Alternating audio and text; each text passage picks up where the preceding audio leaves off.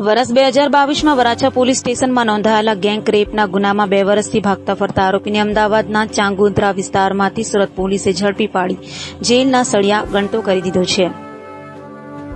સુરત શહેરના વરાછા વિસ્તારમાં વર્ષ 2022માં હેરામાં કામ કરતી વખતે એક 15 વર્ષની કિશોરીને આરોપી મોનુ રાજપૂત અને મીના રાજપૂતે પોતાના ઘરે બોલાવી ઠંડા પીણામાં કેફી પદાર્થ પીવડાવી અર્ધબેભાન હાલતમાં કપડાં ઉતારી ફોટા પાડી ફોટાના સહારે તેની પર બળાત્કાર ગુજાર્યો હતો. બાદમાં કિશોરી તેના વતન જતા ત્યાં સઘળી હકીકત કહેતા તેમના ઘરવાળાએ વરાછા પોલીસ સ્ટેશનમાં ફરિયાદ નોંધાવતા છેલ્લા 2 વર્ષથી ભાગતા ફરતા આરોપી વિનોદ ઉર્ફે શિવા રાજપૂત અમદાવાદના ચાંગોદ્રા ખાતે નોકરી કરી રહ્યો છે.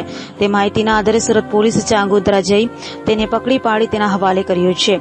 આમ છેલ્લા 2 વર્ષથી ભાગતા ફરતા ગેંગ રેપના આરોપીને ઝડપી પાડી ગુનાનો પર્દાફાશ કર્યો છે.